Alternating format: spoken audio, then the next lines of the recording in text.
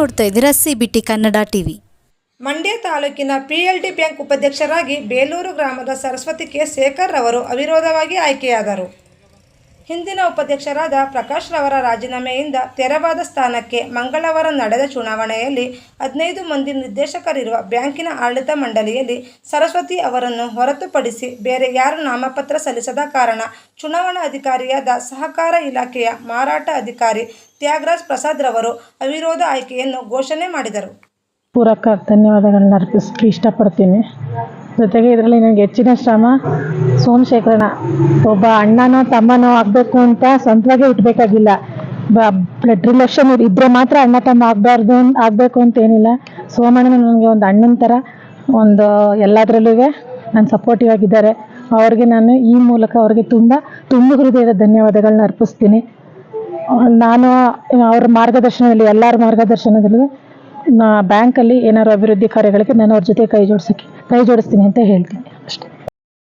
ಮಂಡ್ಯದ PLD ಬ್ಯಾಂಕಿನ ತಾಲೂಕು ಅಭಿವೃದ್ಧಿ ಬ್ಯಾಂಕಿನ ಉಪಾಧ್ಯಕ್ಷ ಚುನಾವಣೆ ಇತ್ತು. ನಮ್ಮ ಪೂಜ್ಯ KV ಶಂಕರೇಗೌಡರು ಮತ್ತು ದಿವಂಗತ ಚೌಡಯ್ಯನವರು ಎಲ್ಲರೂ ಕೂಡ ಅಧ್ಯಕ್ಷ ಆಗಿರ್ತಕ್ಕಂಥ ಬ್ಯಾಂಕು, ಒಳ್ಳೆ ಪ್ರತಿಷ್ಠಿತ ಬ್ಯಾಂಕು. ಈ ಬಾರಿ ವಿಶೇಷ ಏನಂದರೆ ಕಳೆದ 1937ನೇ ಇಸ್ವಿಯಿಂದ 1937 ಕೋಟಿ ನಷ್ಟದಲ್ಲಿತ್ತು ನಮ್ಮ ಬ್ಯಾಂಕು. ಇವತ್ತು ಬ್ಯಾಂಕು ಲಾಭದತ್ತ ಸಾಗ್ತಾ ಇದೆ.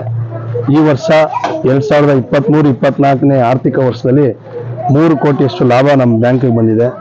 ಸೊ ಇಂಥ ಪರಿಸ್ಥಿತಿಯಲ್ಲಿ ಇವತ್ತು ನಡೆದಂಥ ಚುನಾವಣೆಯಲ್ಲಿ ನಮ್ಮ ಗ್ರಾಮದೇವರಾದಂಥ ಸರಸ್ವತಿ ಶೇಖರ್ ಅವರು ಉಪಾಧ್ಯಕ್ಷರಾಗಿ ಅವಿರೋಧವಾಗಿ ಇವತ್ತು ಎಲ್ಲ ನಿರ್ದೇಶಕರ ಮತ್ತು ಎಲ್ಲ ಅಧ್ಯಕ್ಷರ ಮತ್ತು ಉಪಾಧ್ಯಕ್ಷರ ಸಹಕಾರದೊಂದಿಗೆ ಅವಿರೋಧವಾಗಿ ಅವರು ಉಪಾಧ್ಯಕ್ಷರಾಗಿ ಆಯ್ಕೆಯಾಗಿದ್ದಾರೆ. ಸಂತೋಷ ಏನಪ್ಪಾ ಅಂತಂದ್ರೆ ನಮ್ಮ ಬ್ಯಾಂಕಿನಲ್ಲಿ ಎಲ್ಲರೂ ಕೂಡ 15 ಜನ ಪಕ್ಷಾತೀತವಾಗಿ ಅಧ್ಯಕ್ಷ ಉಪಾಧ್ಯಕ್ಷ ಚುನಾವಣೆಯನ್ನು ಮಾಡ್ಕೊಂಡು ಬಂದಿದ್ದೀವಿ.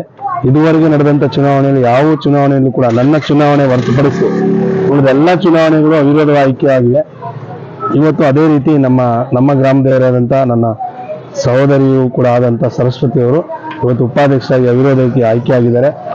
ಬ್ಯಾಂಕಿನ ಅಭಿವೃದ್ಧಿ ದೃಷ್ಟಿಯಿಂದ ಎಲ್ಲರೂ ಒಗ್ಗಟ್ಟಾಗಿ ಹೋಗ್ತಾ ಇದ್ದೀವಿ. ಮುಂದಿನ ದಿನಗಳಲ್ಲೂ ಕೂಡ ಸಾಕಷ್ಟು ಅಭಿವೃದ್ಧಿ ಕಾಮಗಾರಿಗಳನ್ನ ಮಾಡುವ ಉದ್ದೇಶ ಇಟ್ಕೊಂಡು ಆ ನಿಟ್ಟಿನಲ್ಲಿ ವಿದ್ಯಾವಂತರಿದ್ದಾರೆ, ಉಪಾಧ್ಯಕ್ಷರು ಕೆಲಸ ಮಾಡ್ತಾರೆ ಅನ್ನೋ ಆಶಾಭಾವನೆಗೆ ಅವರ ನೂತನ ಉಪಾಧ್ಯಕ್ಷರಿಗೆ ನಾನು ಶುಭ ಹಾರೈಸ್ತೇನೆ.